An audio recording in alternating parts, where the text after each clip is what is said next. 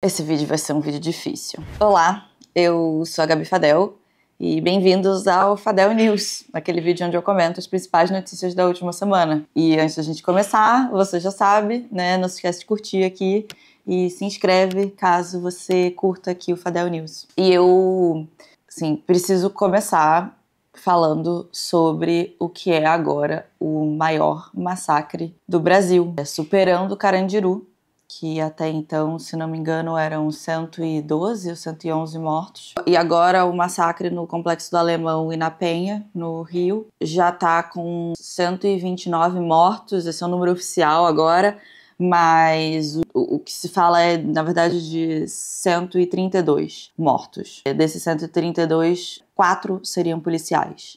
Que aqui eu quero fazer um parênteses, tá? 4 policiais mortos numa operação desse tipo, que é difícil até chamar de operação, né, que aconteceu. É um número bem alto, tá? O que aconteceu foi que na madrugada do dia 28 pro dia 29 agora de outubro, o governo do Rio de Janeiro começou essa operação, que se chama Operação Contenção, que eles estão dizendo que foi a maior da história do estado, né? Foi aí em torno de 2.500 agentes que subiram o Complexo do Alemão e da Penha para cumprir vários mandados de prisão contra o Comando Vermelho, que atua ali naqueles complexos, né? O governo fala que esse plano estava sendo montado há mais de um ano e, num primeiro momento, o arrombado do Cláudio Castro disse que pediu ajuda, tá, para o governo federal e que não recebeu essa ajuda, para depois o governo federal falar: ué, a gente não recebeu nenhum pedido, não. E aí depois ele fala assim: não, vocês entenderam errado. Na verdade, a gente não pediu ajuda pro governo federal mesmo, não. E aí, assim, o que aconteceu ali nessa operação foi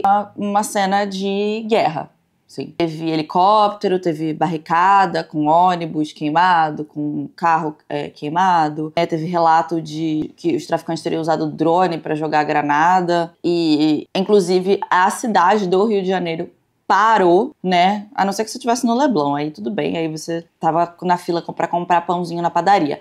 Mas o resto da cidade inteira parou, basicamente, principalmente a Zona Norte, né? Eu descobri o que estava acontecendo justamente quando no grupo da minha família as pessoas começaram a se falar, perguntando onde as pessoas estavam, como é que estava, né? Onde cada um estava. Muita gente foi liberada mais cedo do trabalho. Foram várias linhas de ônibus que simplesmente pararam de funcionar, o que sobrecarregou o metrô da cidade. Tinha gente que não conseguia voltar para casa, até porque o metrô não leva para todos os lugares no Rio de Janeiro. Então, foi assim, um caos na cidade, de verdade. Inclusive, várias escolas fecharam, comércio fechou.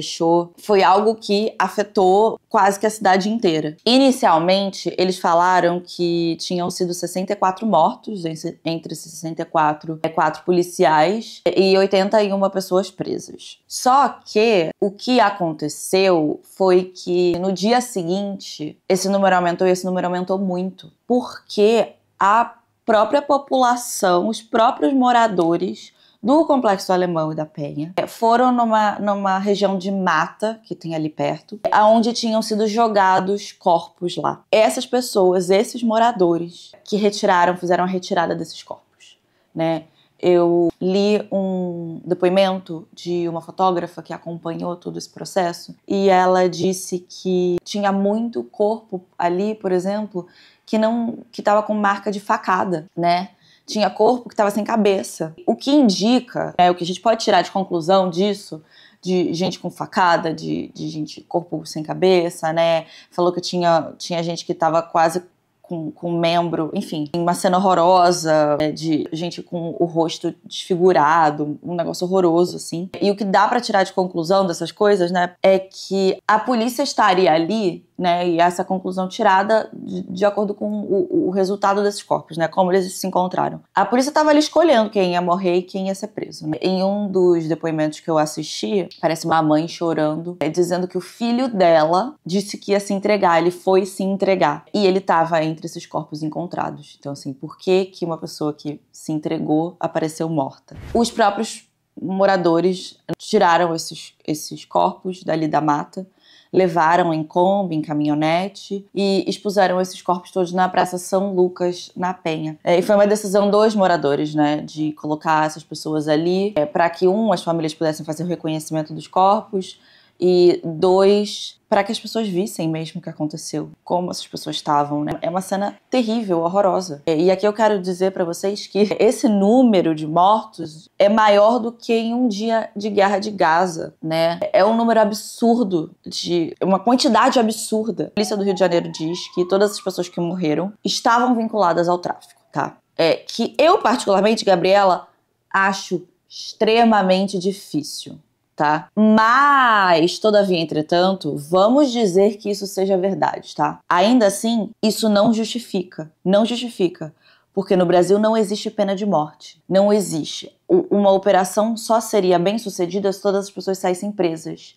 Porque se no Brasil não existe pena de morte, também não pode sair matando assim aleatoriamente. É claro que pode ser que aconteça numa troca de tiros, mas um número desse, com os relatos que a gente tem tido, é injustificável. E eu ainda te digo mais uma coisa, tá? Que numa situação dessa, numa chacina, um massacre, o maior massacre do Brasil, o psicopata do Cláudio Castro disse que a operação foi um sucesso. Ele disse que a operação foi um sucesso, que a única coisa ruim que aconteceu nessa operação foram os 4 policiais mortos, que tirando isso, a operação foi um sucesso. Acho impossível que todas as pessoas estivessem ligadas ao tráfico, mesmo que todas as pessoas tenham sido ligadas ao tráfico, eu também acho impossível que todas as pessoas estivessem em uma situação que justificava elas serem assassinadas, mas é isso que está sendo dito pelo governador do Rio de Janeiro. Isso virou um grande escândalo internacional, tá?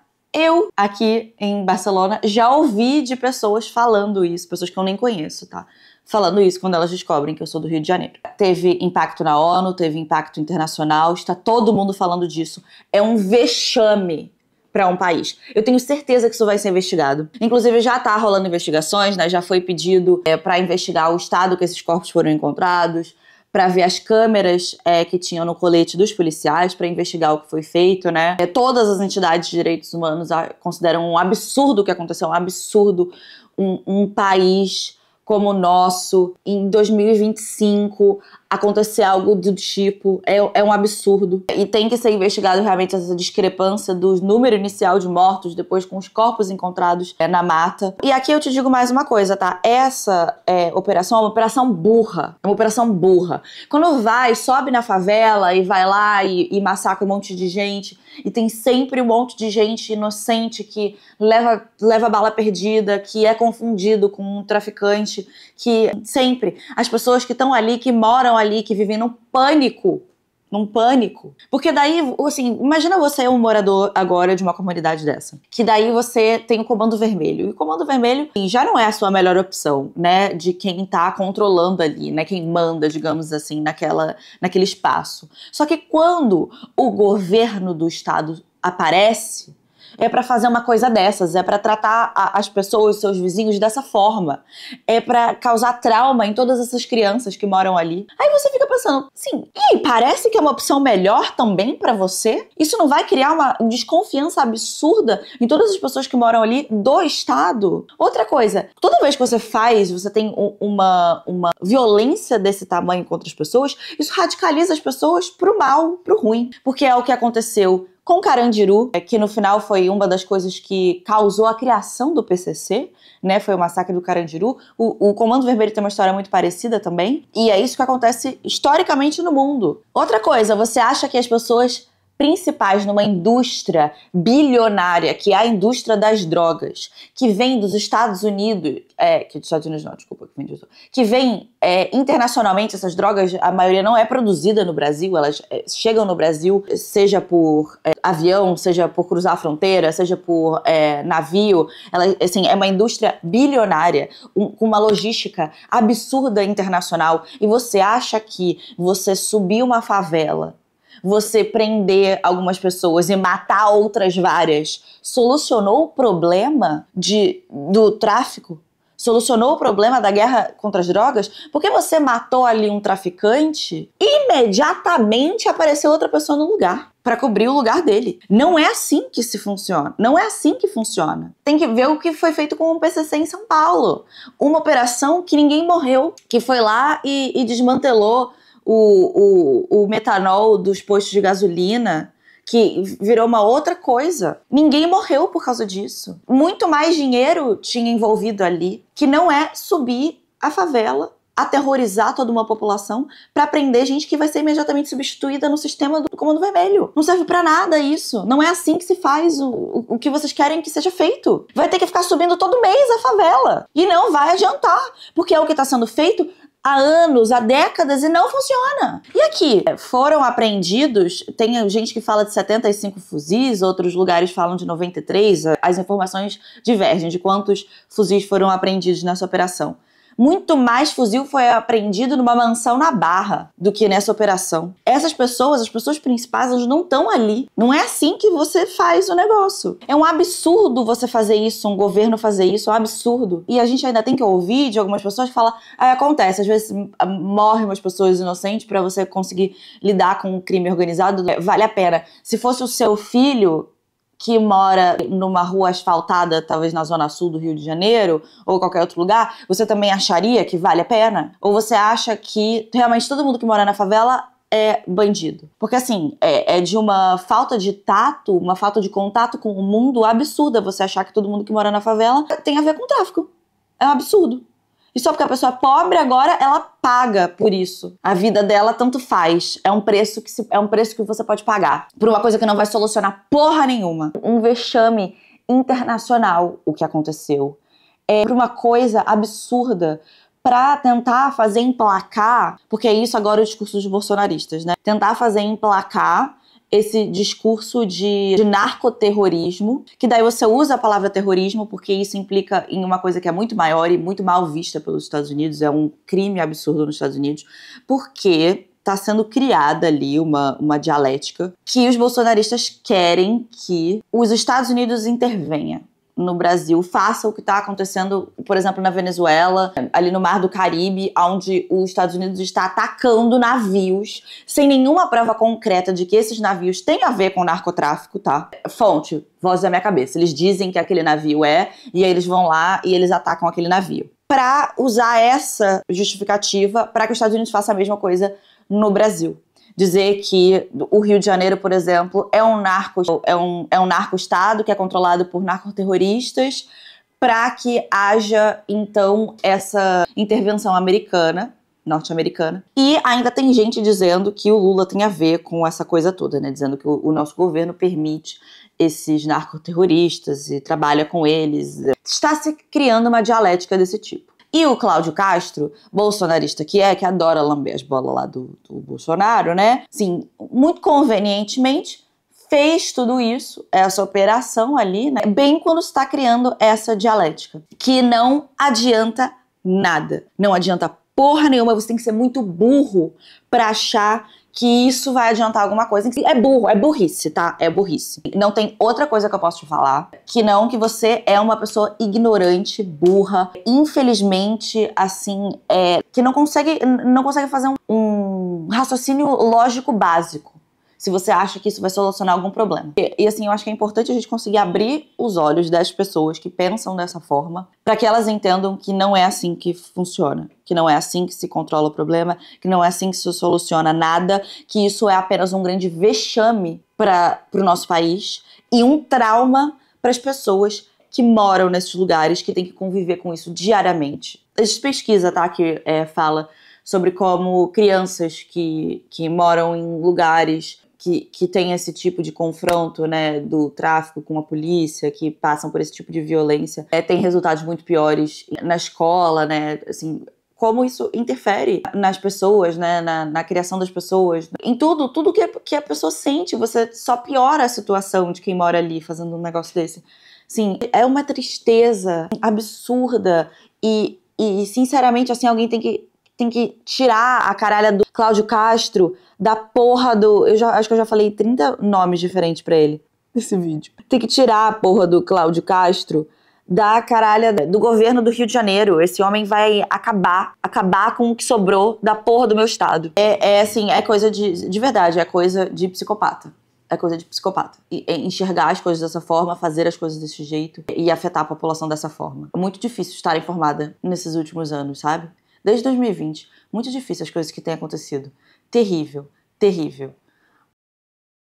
Agora eu quero que a gente vá falar de alguma outra coisa, que é pra gente poder aliviar um pouco o clima, que tá pesado, mas que era super necessário falar disso, né? Mas vamos pra uma coisa, um clima mais leve um pouco, sabe? Foram presos 2 homens suspeitos de estarem envolvidos com o roubo no Louvre. Um suspeito tinha 34 anos, é argelino, mas morava na França desde 2014, e ele foi preso no aeroporto de Paris com uma passagem só de ida para a Argélia. O segundo suspeito, 39 anos, ele também morava no mesmo subúrbio desse outro primeiro suspeito, que é um subúrbio ali de Paris, que eu não vou nem ousar tentar pronunciar o nome, porque, sinceramente, acho que eu vou assassinar esse nome desse subúrbio.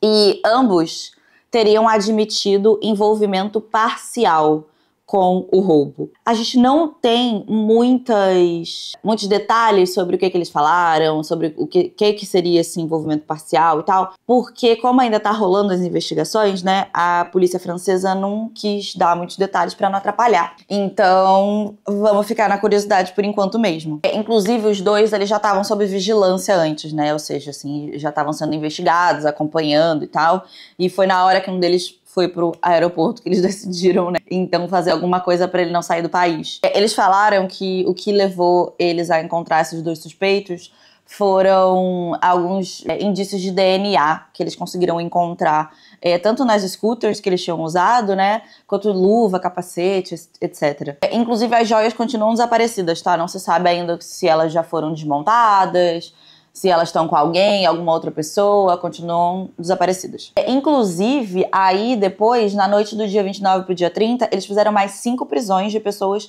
que estariam envolvidas, né? Supostos suspeitos de envolvimento com o roubo. E mesmo assim, as joias continuam desaparecidas, tá? Prenderam toda essa gente, todos suspeitos, né? Mas nada de joia. Eu sinto que, assim, hoje em dia é muito mais difícil você cometer um crime desse, sabe? Que antigamente você via e aí ficava uau, e aí nunca era solucionado. Porque hoje em dia a gente tem muito mais tecnologia.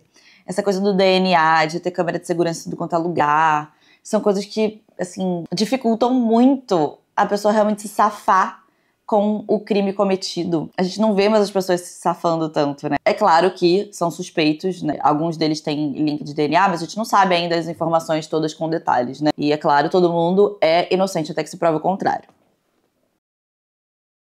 Ai, gente, nesse domingo aconteceu finalmente o encontro entre o Lula e o Trump. Inclusive, deu um bafafá, porque assim, né, antes deles irem conversar em particular, né, eles se encontram ali, e aí é meio que numa coletiva de imprensa, tem os jornalistas e tal, e aí um jornalista perguntou se eles iam conversar sobre o Bolsonaro naquele dia. E aí o Trump falou assim, não é da sua conta. E todo mundo ficou falando, caralho, largou a mão mesmo, largou a mão. Eles se encontraram, né, pra falar principalmente sobre o tarifaço que os Estados Unidos colocou nos produtos vindos do Brasil de 50%, né, e pra melhorar a situação ali geral, né, do nosso relacionamento com os Estados Unidos. Os dois disseram que o encontro foi muito positivo, né, eles já tinham dito que eles achavam que eles tinham muita química antes e tal, e falaram agora que foi muito positivo. Não saiu nada concreto de negociação, mas, né, vai rolar essas negociações agora. Parece que o Lula teria pedido para pelo menos suspender temporariamente as tarifas, mas parece que não teve nada até agora, né? Mas que vai ser... Essas coisas vão ser negociadas ainda. Cara, então assim, é um bom sinal, mas não saiu assim nada de concreto, mas significa que pelo menos vão haver negociações e que talvez aquele draminha todo que estava acontecendo antes acabe, até porque parece que o Trump realmente largou a mão do Bolsonaro mesmo, né? Assim, não quer mais saber do Bolsonaro, provavelmente já viu que não vai dar em nada aquilo ali, que o cara já foi preso, que pegou mal e já meio que largou, assim. É o que parece. E aí agora, eu queria terminar esse vídeo, porque foi um vídeo, né, a gente começou meio mal, esse vídeo, foi um vídeo meio pesado. Eu queria terminar numa coisa bem leve de fofoca, tá? Tá bom? Pra gente terminar bem. Pra você não acabar, não fechar o vídeo, né, com aquela sensação ruim. Pra gente terminar, tipo, é uma fofoquinha.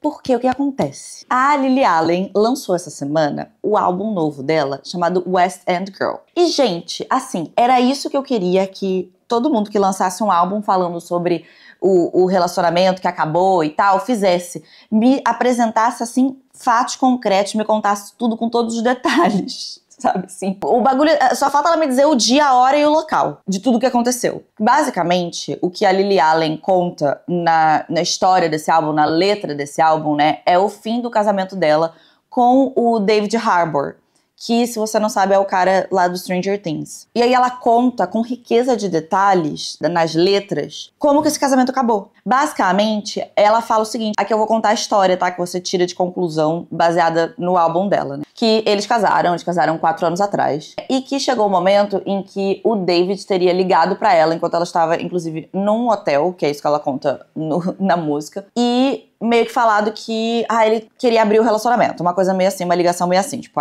que tinha necessidade de homem, alguma vibe nessa. Então que ela concordou que eles poderiam ter um casamento aberto, mas que tinha algumas coisas algumas regras pra isso. Tinha que ser necessariamente com pessoas desconhecidas, estranhos. Ela fala que tinha que ter pagamento, o que dá a entender, pelo menos pra mim, que tinha que ser, assim, tipo, prostituta, alguma coisa assim, né? Fala que tinha que ter pagamento envolvido e que tinha que ser bem discreto, ninguém poderia saber. Ela conta, então, que ela leu as mensagens dele e viu uma pessoa chamada Madeline. E que ela perguntou, quem caralhos é Madeline? E aí, o que parece é que o David teria uma relação com essa Madeline, uma relação mesmo. Que ela até fala na letra, se fosse só sexo, eu não teria ciúmes. E ela também conta numa outra música que se chama Pussy Palace, ou seja, Palácio da Buceta, que esse cara tinha um apartamento, ela fala até o lugar, mas agora eu não me lembro onde é que é. E que ela vai nesse apartamento que ela chama de dojo.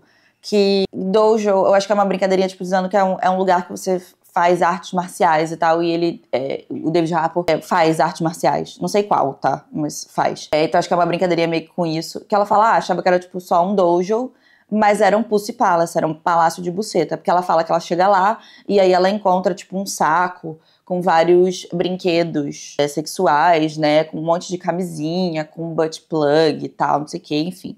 Um monte de coisa. Ela dá todos os recibos, gente, da fofoca, tá? E aí ela fala numa música que ela meio que confronta essa Madeline, que ela fala com ela, né? Explica que tinha que ser com pessoas estranhas e que ela não é uma pessoa estranha. Ela também bota numa música o que seria uma mensagem de texto que essa Madeline teria mandado pra ela, pra Lily Allen, né? Dizendo, ele sempre fala de você com muito respeito e tal, né, meio que dando uma defendida no David e dizendo que eles não tinham realmente nada ali a mais. Uma grande fofocada. E aí, parece que apareceu uma mulher, que seria uma figurinista, que teria trabalhado com o David Harbour, que teria aparecido dizendo que ela era a Madeline. E que ela sabia que a Lily Allen tinha colocado as mensagens que ela tinha mandado pra ela na música, né, que ela ficou sabendo, tipo, antes do negócio ir pro ar. Mas a Lily Allen fala que a Madeline não é uma pessoa, é um personagem fictício, uma construção, que seria, tipo, a personificação de várias pessoas e várias experiências que ela teria tido com o David, sabe, durante o relacionamento, que não é uma pessoa só específica. Mas apareceu essa mulher, essa figurinista, que se chama Natalie Tippett, que diz ser a Madeline. Então, se você quiser saber dessa fofoca da fonte, você pode ouvir esse álbum novo da Lily Allen, pra você ver tudo que ela fala lá, porque eu adoro uma fofoca. Que a Lily Allen já fez X, Y, Z, que a Lily Allen, sei lá, eu não sei, eu já vi umas coisas na internet, a galera falando que ela já fez umas coisas escrotas com as outras pessoas, que ela já fez uns comentários e tal, que sinceramente eu não prestei muita atenção, porque sinceramente eu não acho que é sobre isso. É sobre uma fofoca. Não é pra necessariamente você ficar do lado de alguém ou não, ou condenar uma pessoa ou outra baseada num julgamento moral. Acho que a gente tem que parar com isso, a gente tem que estar pelo amor da fofoca. É pelo amor da fofoca, é uma fofoca muito boa. Uma coisa não anula a outra, só porque também a Lily Allen já fez algumas coisas terríveis, não anula a gente de querer saber a fofoca do final do casamento dela e talvez ficar do lado dela, ou talvez não. Talvez você possa não ficar do lado dela também no final do casamento. Sei lá, mas é pelo amor da fofoca. Aqui a gente ama a fofoca, independente de quem seja. Menos da Virgínia. Da Virgínia a gente não ama a fofoca, a gente ignora totalmente qualquer fofoca da Virgínia aqui. Eu espero ter conseguido acabar esse vídeo num tom um pouco melhor do que a gente começou. Se você gostou do vídeo, não se esquece de curtir, se inscreve no canal, caso você não seja inscrito ainda, e vire um lindo e mágico unicórnio muito bem informado. E eu vejo vocês no próximo vídeo. Tchau!